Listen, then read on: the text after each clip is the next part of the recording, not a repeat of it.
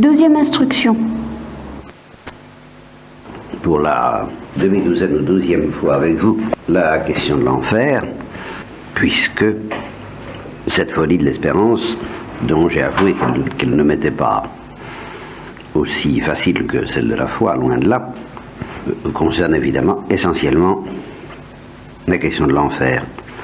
Accessoirement d'ailleurs, elle peut concerner aussi la question du purgatoire, puisque Thérèse de l'Enfant Jésus a eu justement cette folie de l'espérance de proclamer pour son compte et d'encourager d'ailleurs, donc de ne pas simplement y voir une grâce personnelle, mais d'affirmer doctrinalement que la folie de l'espérance ne doit pas avoir de limite et que dans sa perfection, elle doit aller jusqu'à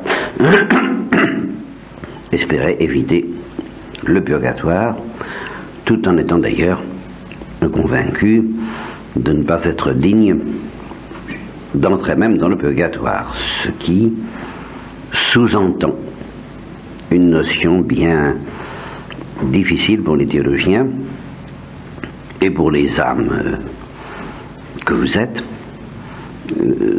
selon laquelle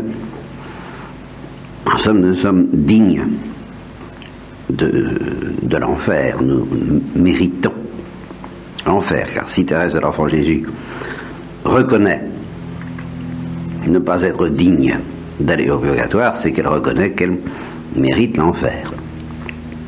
Et quand on... ce qui peut paraître faux, puisqu'elle était en état de grâce, et tralala, je connais quand même un petit peu mon catéchisme, mais quand on réfléchit en théologie sur le mérite, on pense tout de suite au mérite du ciel, n'est-ce pas? Et c'est ce que fait saint Thomas. Et ce qu'il dit sur le mérite n'est pas facile à comprendre. Et justement, le frère Bruno, je crois que c'est lui qui, l'année dernière, m'assistait dans mes infirmités prédicatoriales. Le frère Bruno me disait que, ayant étudié le traité de la grâce de saint Thomas, parce que c'est dans le traité de la grâce qu'il est question du mérite, il s'est aperçu que la notion de mérite n'était pas si simpliste que les thomistes ont tendance à le présenter, à savoir que la grâce c'est tout simplement le mérite, c'est tout simplement la situation du germe par rapport à l'épanouissement.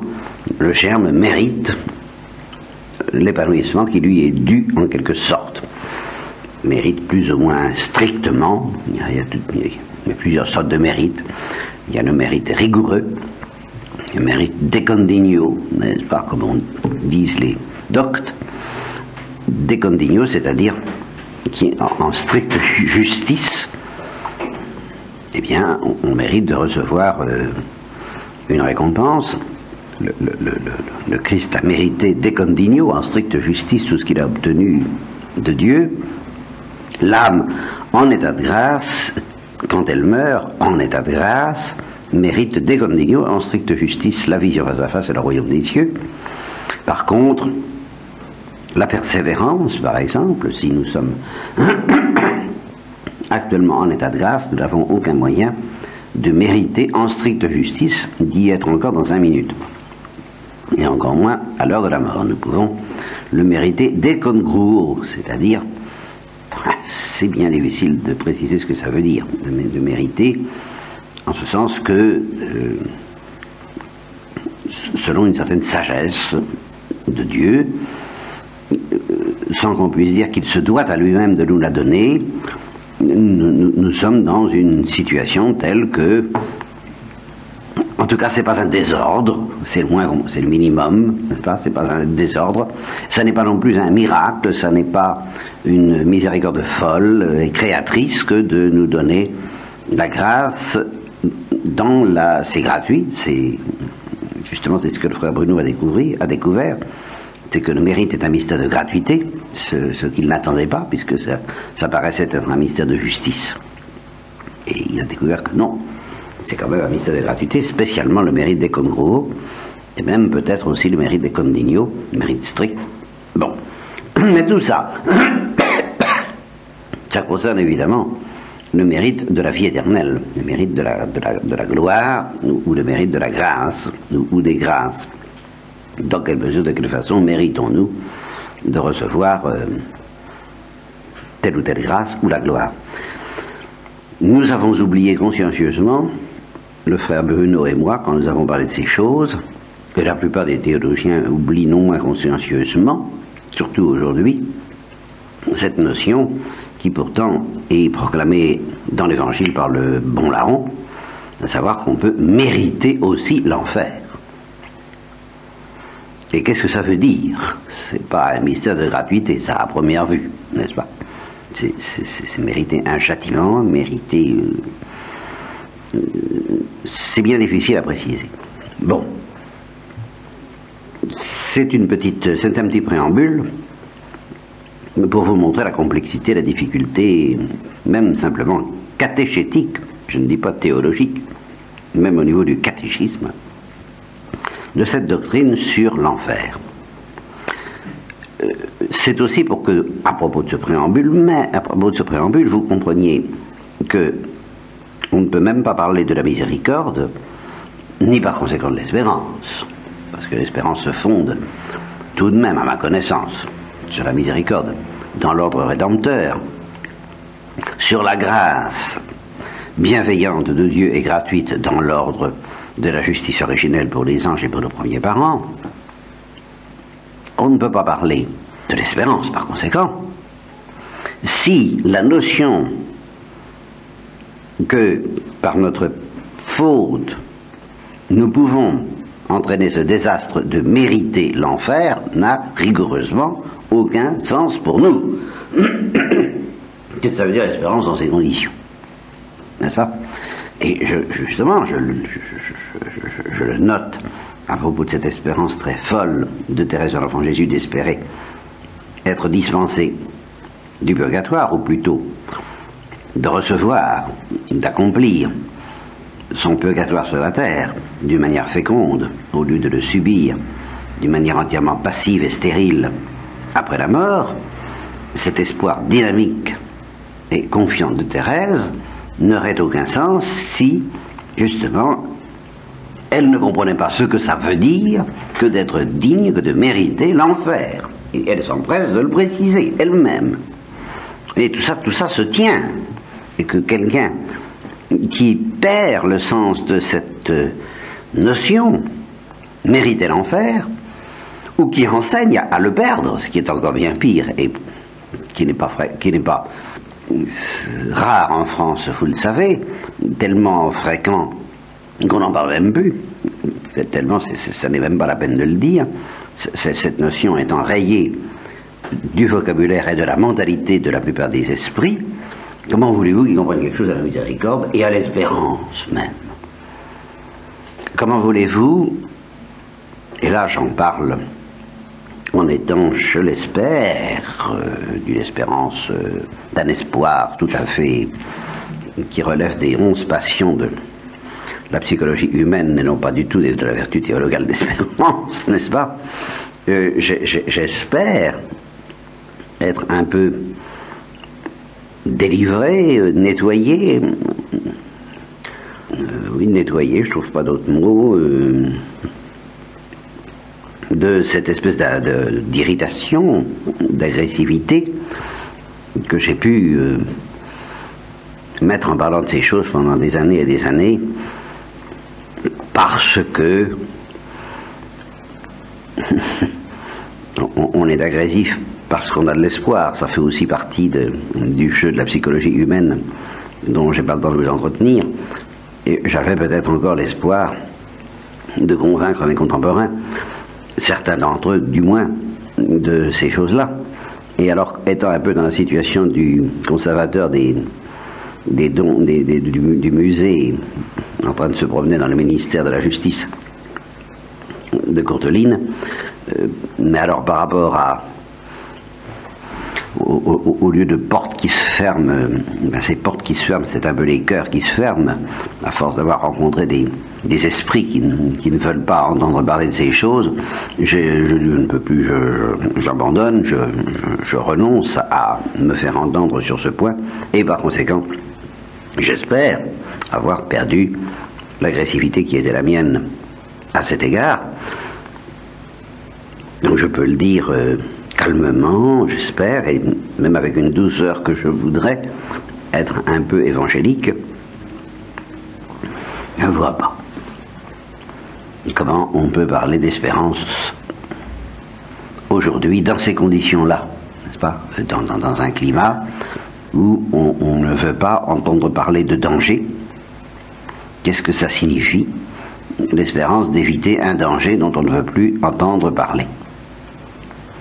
Et si j'ai été purifié de l'irritation, je ne suis quand même pas purifié du malaise que me donne, et là on touche cette partie un peu confidentielle de ce que je dois vous dire au sujet de la folie de l'espérance et de mes difficultés en ce qui concerne la folie de l'espérance, c'est que lorsque j'entends chanter l'espérance dans les liturgies, les paraliturgies et dans les conversations, disant le Seigneur est bon, il a sauvé son peuple, il a délivré son peuple, il est victorieux du mal, et tout ça, et que je sens que les personnes qui chantent cela ne sont pas du tout imprégnées, et même sont devenues allergiques à l'idée qu'il puisse y avoir un danger quelconque à courir, un danger de cette ampleur, un danger de cette nature, un danger dont la portée serait éternelle. Alors, je me dis évidemment, ils n'ont pas de problème, c'est pas difficile d'espérer dans ces conditions-là, mais j'appelle pas ça espérer. Que je n'arrive pas à la folie de l'espérance en face de cette prise au sérieux qui est la mienne du danger de l'enfer, que par conséquent, parce que je ne parviens pas à cette folie de l'espérance qui était celle de Thérèse de l'Enfant Jésus, par exemple, mais de tous les saints, en fin de compte, encore que ils n'y sont pas tous arrivés de la même façon. D'abord, Thérèse de l'Enfant Jésus, au cours de sa grande épreuve, a connu des tentations dont vous avez suffisamment entendu parler, je n'ai pas besoin d'y insister, mais le curé d'Ars n'a pas été ignorant de ces tentations. Je vous rappellerai que pour mémoire, cette contemplation du corps du Christ dans l'Eucharistie qu'il tenait dans ses mains, disant « si je ne te possède pas pour l'éternité, au moins je te possède maintenant », ce qui suppose quand même une grande anxiété dont il était capable pour son propre compte, sans parler de la sollicitude de toutes les églises, c'est-à-dire de toutes les âmes, chaque âme étant une église à elle toute seule aux yeux du curé d'Ars, cette anxiété qu'il avait au sujet de son peuple, le peuple d'Ars, le peuple de sa paroisse, auquel il allait jusqu'à dire des choses que vous savez bien, à savoir, écoutez, profitez-en pendant que vous y êtes, puisque de toute façon vous ne m'écouterez pas, tant qu'à faire, en effet, profiter de la vie. Ça, c'est terrible, enfin, de dire des choses pareilles. Et il a dit, je ne l'invente pas. Et l'anxiété qui le poursuivait aussi au confessionnal, à propos de ces âmes, dont ce jeune homme auquel il disait vous êtes damné, et auquel dont il a obtenu précisément la conversion, mais grâce à cette anxiété qui ne l'empêchait pas de pratiquer lui la folie de l'espérance. Ça, bien sûr. Mais justement, ce que je voulais dire, c'est que moi qui n'ai pas la folie de l'espérance du curé d'Ars ou de Thérèse de l'Enfant Jésus, je ne vais pas pour autant me fabriquer une pseudo-espérance qui à ce moment-là non seulement n'est pas une folie, mais n'est même pas une espérance, en évacuant l'anxiété qui est le sel de l'espérance dans sa folie même. Voyez, voilà ce que je veux dire. L'espérance chrétienne, dans sa folie telle qu'elle se manifeste chez les saints, elle est salée par la crainte. Voilà. Et ce sel de la crainte de l'enfer, que vous trouvez même chez Thérèse de l'Enfant Jésus, et avant même sa grande épreuve, et pas seulement de cette façon qui semble complètement dépassée quand elle dit « j'espère bien éviter le purgatoire », mais d'une façon déjà très cruelle avant sa grande épreuve, lorsqu'elle écoutait, par exemple, les prédicateurs parler de l'enfer auquel s'exposaient les carmélites, n'est-ce pas? D'une certaine façon, peut-être janséniste, en tout cas tout à fait terrorisante. Et elle souffrait une sorte d'agonie à ce moment-là, une agonie double. D'une part, les affres dans lesquels les prédicateurs entendaient plonger les auditrices et les auditeurs, parce que je ne sais pas si vous avez remarqué, mais je suis sûr que vos mères formatrices ont remarqué ça, toutes celles qui ont, même celles qui ont un emploi, comme on dit, ou une charge, et qui sont obligées de faire des remarques à des sujets déficients dans des domaines dont la gravité n'a rien à voir avec celle de l'enfer, n'est-ce pas? Parce qu'on ne range pas les balais comme il faut, moi j'en sais rien, on ne nettoie pas, ou comme disait Saint Vincent de Paul, on nettoie les escaliers pour l'amour de Dieu et non pas pour qu'ils soient propres. N'est-ce pas? On disait à cette sœur, et pour l'amour de Dieu vous faites ça. Oh oui mon père, ben ça se voit.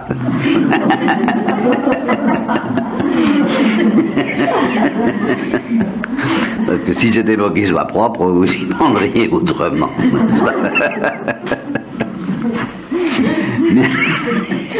Eh bien, quand les monitrices et les admonitrices, n'est-ce pas, font des admonitions, c'est mon père maître qui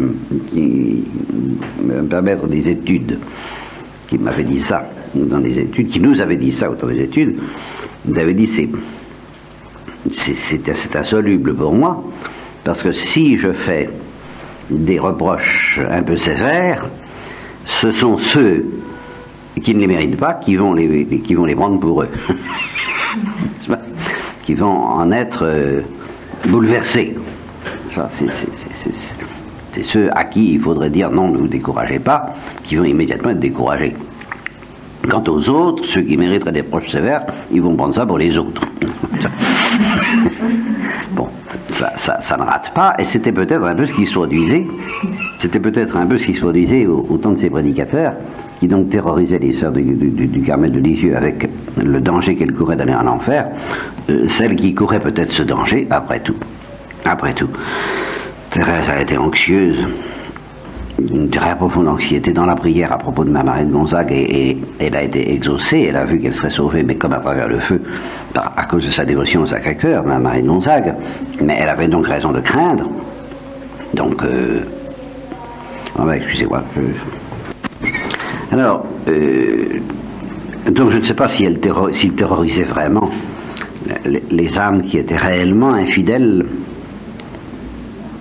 aux avances de la miséricorde de Dieu, ce qui peut être en effet un péché très grave. Je le dis en passant et sans vouloir vous concerner, parce que ça c'est une vérité de catéchisme qui m'a été apprise dans mon enfance et que j'ai essayé de raffiner un petit peu dans mon esprit depuis, parce que ça me paraissait quand même un peu gros et que j'ai éprouvé le besoin de faire des distinctions, distinguer pour unir, n'est-ce pas, selon la bonne tradition de Maritain et du Gardien à la journée. Et bien, on me disait que le péché véniel mène au péché mortel. Alors j'ai jamais oublié ça, c'est le catéchisme de mon enfance, c'est pas des plaisanteries. Seulement je trouvais ça quand même un peu fort de café, parce que le péché véniel, nous en commettons à peu près à chaque fois que nous respirons, enfin moi, n'est-ce pas?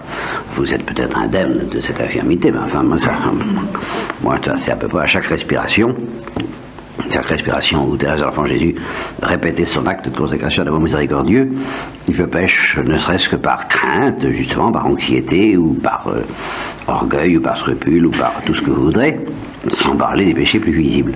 Alors, si tout ça mène au péché mortel, ou qu'est-ce que nous allons venir? Ici pourrait intervenir justement la folie de l'espérance. C'est vrai, nous en reparlerons peut-être, j'espère, on n'a pas la force. Mais tout de même une petite précision, en attendant la folie de l'espérance qui règle tout en effet. Eh bien, petite précision, c'est tout de même pas n'importe quel péché véniel qui mène au péché mortel. Nous aurons à nous demander si c'est n'importe quel péché mortel qui mène en enfer. Ça, je pensais le faire ce matin, j'espère, je ne sais pas si j'aurai le temps. Mais c'est certainement pas n'importe quel péché véniel qui mène au péché mortel. C'est les péchés véniels qui mènent au péché mortel sont des péchés véniels d'abord tenaces. Un péché véniel dont on se repent vite, dont on se repent rapidement, dont on demande pardon à qui de droit, c'est-à-dire à Dieu d'abord et parfois aux autres ensuite, ça peut arriver, ne peut pas, il mène au ciel, ça mène au ciel, ça. Ce sont ces actes qui produisent en miniature le mystère de l'enfant prodigue, et quelle grâce, et quelle joie, et quel bénéfice, et quelle splendeur. Ça, je le maintiens, sans avoir besoin d'aller jusqu'à la folie de l'espérance. C'est dans l'Évangile, n'est-ce pas? Profiter de chacune de nos défaillances, quand ce serait que de marcher sur les pieds de quelqu'un, ce qui quand même... ce qui peut se faire sans aucune faute morale, parce que simplement on n'a pas regardé où on mettait les pieds, on n'a pas eu le temps. Et j'ai connu quelqu'un, justement, qui refusait assez catégoriquement de demander pardon pour ces choses-là. Je parle moralement, je ne parle pas physiquement, parce que c'est devenu de bonne courtoisie aujourd'hui, n'est-ce pas? Je dirais, excusez, oh, pardon. Bon, mais moralement, on peut faire de la peine à quelqu'un, le blesser, sans aucune faute morale, ça peut arriver, on ne fait pas attention à ce qu'on dit, ou on ne sait pas, ou on ignore que telle parole va être blessante, on s'en aperçoit, et alors, cette personne que j'ai bien connue, et à qui j'invitais, pour son bien, en pasteur maladroit, mais zélé, à qui j'invitais donc à en profiter pour demander pardon, mais je ne peux pas demander pardon, il n'y a pas de faute morale. Vous voyez? Bon, alors depuis, ce qui est bête, c'est bête, parce que même s'il n'y a pas de faute morale, quel bénéfice, quel gain, quelle ascension, quelle joie de demander pardon pour quelque chose quand même, quoi. Il y a matière, et ainsi d'avancer dans l'amour du prochain et l'amour de Dieu. Bon, s'il y a une faute morale, quelle qu'elle soit, si vous en demandez pardon aussitôt, n'est-ce pas, selon le principe de saint Augustin, c'est souvent la colère, par exemple, hein, donc il y a lieu de demander pardon, n'est-ce pas? Eh bien, mieux vaut celui qui se met facilement en colère, mais qui est rapide à demander son pardon, n'est-ce pas, qui est soupolé, et puis commence à m'embêter à la fin, vous voyez, bon, ça existe quand même quelquefois aussi dans les Carmels, eh bien, et puis, pardon, je vous ai fait de la peine, je vous demande pardon, hein, voyez, bon, ben, quelqu'un comme ça, à chaque fois, avance vers Dieu. Si c'est sincère, ah ben évidemment, si c'est du blagué, alors là, si on se dit attention, il faut que je demande pardon. Bon, alors là, il y a une question de musique là-dedans, il faut faire très attention. Parole du verbe, musique de l'Esprit Saint, n'est-ce pas? Il faut quand même faire attention. Alors, il faut que ça vienne du fond du cœur. Celui qui ne pardonne pas du fond du cœur, et qui ne demande pas pardon du fond du cœur, n'est-ce pas? Oh, pardon, je vous ai fait de la peine, je me suis mis en colère. Alors ça, ce péché véniel, grave ou pas grave, ça m'est égal, car il y a des gravités. Par exemple, ça peut être, oui, une autre notion très importante à propos du péché véniel, c'est peut-être un péché délibéré ou indélibéré, n'est-ce pas? On se contient pas. Sortirez par la fenêtre. Bon, c'est un délibéré. Bon, d'accord. Alors, on demande pardon. Alors ça, c'est de Laurent Barre. Je vous assure, c'est merveilleux, ça, à condition que ce soit du fond du cœur. N'est-ce pas? Avec la même... je trouve pas le mot, bouillance, n'est-ce pas? Enfin, vous voyez, il faudrait un néologisme. avec le même tempérament bouillant avec lequel on sort quelqu'un par la fenêtre, on se jette à son dos par la fenêtre pour le rattraper. Vous voyez, on lui demander pardon. Alors là, c'est merveilleux, c'est la vraie vie. C'est comme ça qu'on avance vers l'amour de Dieu. Il y a des péchés véniels délibérés, qui sont évidemment beaucoup plus graves. Ils disent, oh bon, après tout, je ne suis pas obligé de faire ça. Après tout, c'est pas une faute grave. Après tout, tant pis. Je rafle ce qu'on appelle à l'arse, hein, vous voyez, par rapport aux yeux. Bon, je fais ça, ou je fais la tête. Hein, je fais la tête. Je boude. Hein, ça. Faire du boudin, n'est-ce pas? Elle exagère tout de même, elle va voir un peu comment je m'appelle. Bon. C'est-à-dire une pécheresse, bien sûr. Bon, et alors on fait la tête. Ça peut durer quelques temps. Il ne faut pas que ça dure trop longtemps. Justement, voilà le point. Voilà le point.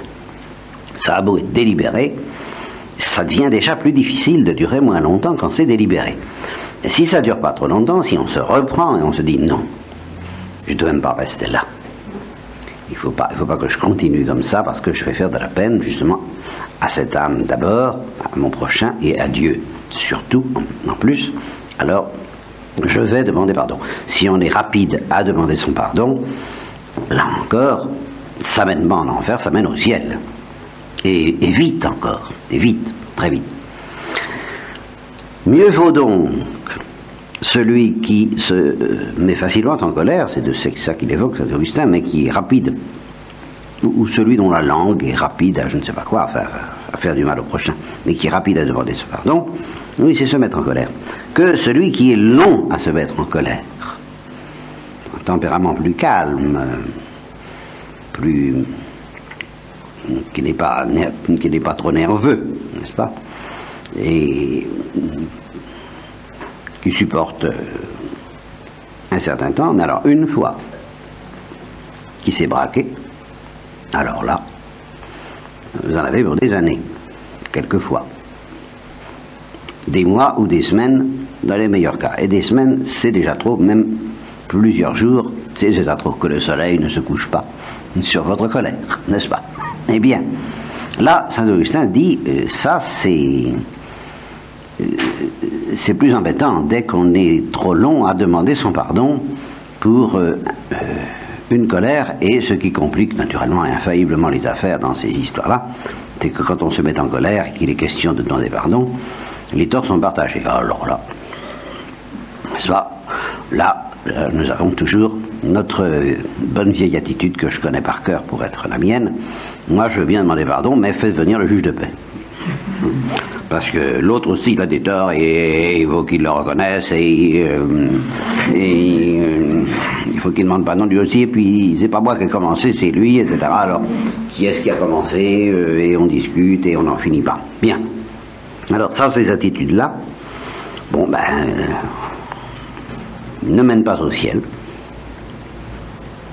ne mènent pas encore en enfer, évidemment, puisque on est en état de grâce, on peut faire ça en étant en état de grâce, bien sûr.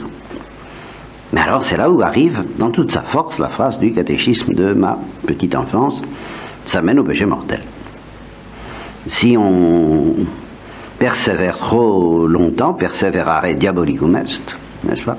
Si on persévère trop longtemps dans cet endurcissement qui peut paraître une petite égratignure bénigne au début, hein, comme des petites choses, des petites tumeurs qui paraissent bénignes au début, et puis qui deviennent malignes à la fin, ce péché véniel délibéré et tenace, durable, têtu, peut devenir une tumeur maligne, c'est-à-dire un péché mortel. C'est exactement ça le sens. J'ai mis des années à comprendre ce qu'on me disait dans mon catéchisme à ce sujet. Comment le péché véniel peut-il mener au péché mortel? Tout simplement en santé de temps. Et alors, le domaine dans lequel le péché véniel mène le plus dangereusement au péché mortel, c'est celui de la résistance à la grâce.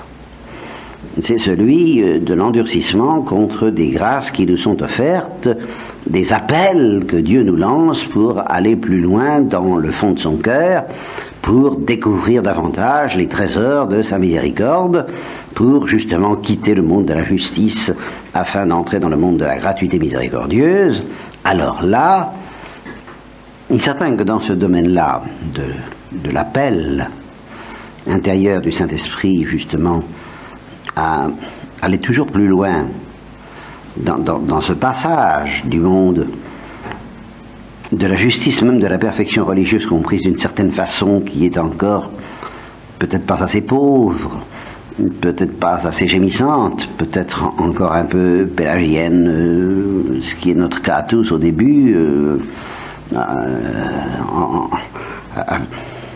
Je fais connaissance récemment, très indirectement d'ailleurs, d'une personne qui est chrétienne mais qui ne pratique pas, et qui a beaucoup de qualités de cœur même, et que j'espère peut-être que le Saint-Esprit convertira et ramènera à une pratique chrétienne, à une lumière chrétienne plus grande, mais qui a écrit tranquillement, alors que c'est une déprimée capable de se décourager profondément, vouloir ses pouvoirs.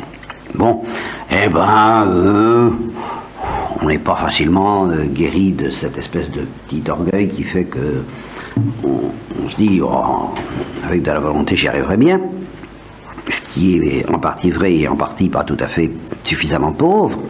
Si Dieu nous invite à dépasser cette vision des choses qui n'est pas fausse, si vous voulez, mais qui n'est pas encore l'abîme de pauvreté dont parle Thérèse de l'Enfant Jésus quand elle dit le véritable pauvre d'esprit, où le trouver, ce que disait le frère Benoît hier soir en disant des âmes qui comprennent ces choses, il n'y en a pas tellement.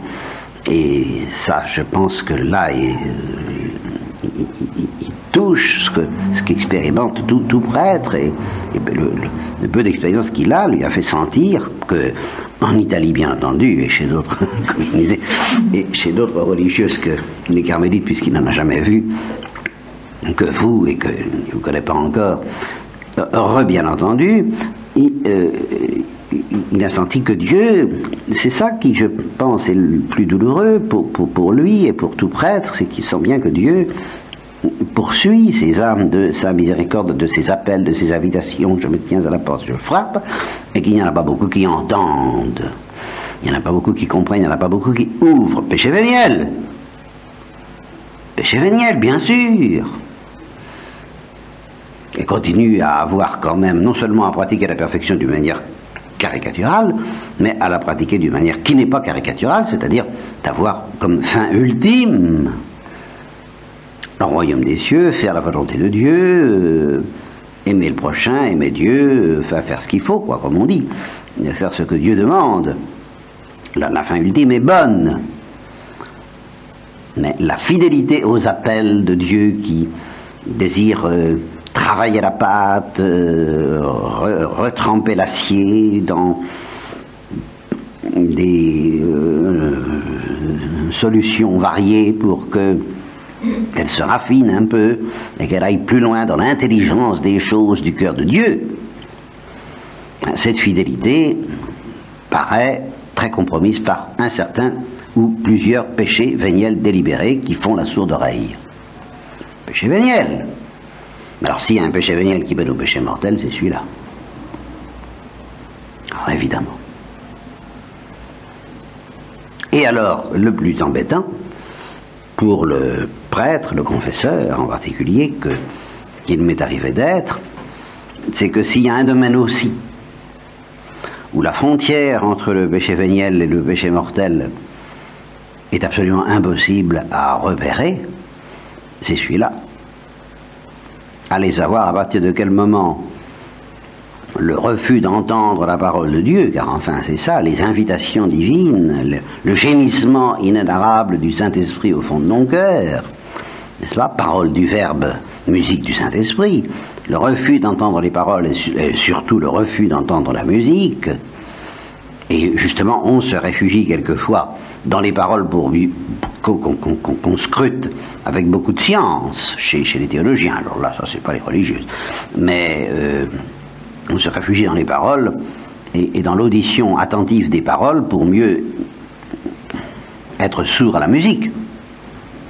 À quel moment est-ce que ce péché véniel, délibéré, très dangereux, franchit la frontière où ça devient un péché mortel? Personne ne peut le dire, Et malheureusement, surtout pas, enfin je dirais surtout pas parce qu'il est concerné, parce qu'il a un jugement à porter. Le malheureux confesseur lui-même, quand il se trouve en présence d'une attitude de ce genre. Ah, vous voyez, le mystère de l'attitude dont je voudrais parler, ça c'en est un exemple saisissant, parce qu'il y a aussi l'attitude inverse du pécheur qui est dans l'état de péché mortel et qui lui ouvre la porte en temps où les appels de la miséricorde et petit à petit se laisse toucher, selon la parole du curé d'Ars, peuple insensible, se laisse toucher par ces appels réitérés de la miséricorde, jusqu'au moment où il n'en peut plus, il était dur de regimber sous l'aiguillon, et où il se rend auprès du confessionnal en apportant cette attitude, là encore si mystérieuse et si difficile à définir, pour un confesseur qui s'appelle le ferme propos. C'est invraisemblable au point de vue théologique et au point de vue pastoral, ce qu'on appelle le ferme propos. Parce que dans une théologie stricte, le ferme propos étant l'attitude qui permet de donner l'absolution à un pécheur qui est supposé avoir besoin de l'absolution, sinon c'est pas la peine de se fatiguer, donc qui n'est pas en état de grâce. Alors vous voyez comme quelque chose d'étrange que cette psychologie humaine, qui a pour fin ultime une fin désordonnée, qui n'aime pas Dieu par-dessus toute chose, et qui a quand même le ferme propos de se convertir, et qui cependant est absolument incapable de le faire s'il ne reçoit pas une grâce venant du sang du Christ et qui transforme en contrition parfaite sa contrition imparfaite, assortie d'un ferme propos.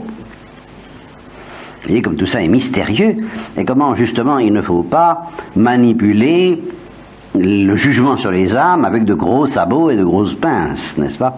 Il faut des bistouris plus subtils, aussi bien d'un côté que de l'autre. Aussi bien d'un côté que de l'autre. C'est dans ce sens-là qu'on peut arriver à des paradoxes que les saints sentent très forts et que les théologiens sentent hélas moins bien. Et c'est pour ça que je voudrais que la théologie rejoigne un petit peu les perceptions et les intuitions des saints, que c'est un de mes tourments, que c'est presque mon unique tourment, de théologien du moins, d'essayer que la théologie se rapproche en Occident un peu plus, comme elle prétend le faire chez les orthodoxes. Je dis prétend parce que j'en sais rien, je ne suis pas allé voir d'assez près, mais que la théologie alors occidentale se rapproche un peu plus des intuitions des mystiques et des saints, ce que incontestablement elle ne fait guère. Je suis bien obligé de constater donc qu'il y a un décalage grave dans la... C'est vrai, c'est un reproche qu'on peut faire à la théologie occidentale. Il y a un décalage entre la subtilité de ces... C'est autour de ça que... oui, voilà, je retrouve ce que je voulais vous dire. Et je le tiens justement du frère Benoît ici présent, qui, au Carmel de La Rochelle, m'a appris une phrase de ce genre qui est tout à fait dans la ligne de ce que nous disons là, qui apporte de l'eau à mon moulin, qui illustre, voilà, qui illustre admirablement, n'est-ce pas, ce que je suis en train de vous dire, sur le fait que c'est vrai que du point de vue d'un théologien, c'est la question décisive si on meurt, c'est si on meurt en état de grâce ou pas. Mais du point de vue du concret de la vie pastorale, c'est pas toujours la question décisive, parce que l'âme qui n'est pas en état de grâce, mais qui cherche Dieu, si vous tenez compte de la justice, de la sagesse et de la miséricorde de Dieu, peut être en meilleure situation au point de vue de la prédestination que l'âme qui est en état de grâce, mais qui ferme. Aujourd'hui, ne fermez pas vos oreilles aux appels de la miséricorde divine, qui donc s'enfonce dans un péché véniel de plus en plus délibéré, de plus en plus recuit, recuit et endurci à l'égard des appels de la miséricorde, eh bien, si j'avais à choisir, j'aimerais mieux être le pécheur en état de péché mortel qui ouvre la porte que l'âme en état de grâce qui la ferme. Et c'est ce qu'a dit Jean-Paul Ier. Premier, il n'a pas eu le temps de dire grand-chose, mais il a eu le temps de dire ça, que le frère Benoît a entendu, je crois, de ses propres oreilles, que ça lui a été rapporté, et qu'il a redit aux sœurs de La Rochelle. Il a dit, je vais dire une hérésie. Ah oui, parce qu'il était conscient que quand on pénètre dans ce domaine, il est difficile, si on ne veut pas y aller avec de gros sabots, de ne pas dire des paradoxes, et des paradoxes qui sont tout de suite critiquables aux yeux de ceux qui vous attendent au coin du bois avec une matraque pour dire pan, hérésie, pan, voilà. Alors, pas fou, il a dit, je vais dire une hérésie, comme ça je resterai tranquille. On me laissera tranquille, je suis d'accord, c'est une hérésie. Dieu aime mieux quelquefois que certaines âmes commettent de gros péchés, graves, mortels, que de rester tranquille dans une inconscience, dans un aveuglement qui le navre par rapport aux profondeurs de sa miséricorde. Et Dieu aime mieux ça. Alors à ce moment-là, il laisse, il permet que des âmes dont la robe du baptême n'a pas été ternie, est restée blanche, par le péché mortel, n'est-ce pas, n'a pas été souillée par le péché mortel, eh bien il préfère que cette robe devienne souillée par le péché mortel plutôt que de les voir continuer à ne rien comprendre dans la miséricorde. C'est Jean-Paul Ier qui l'a dit, et c'est évidemment une hérésie, bien sûr.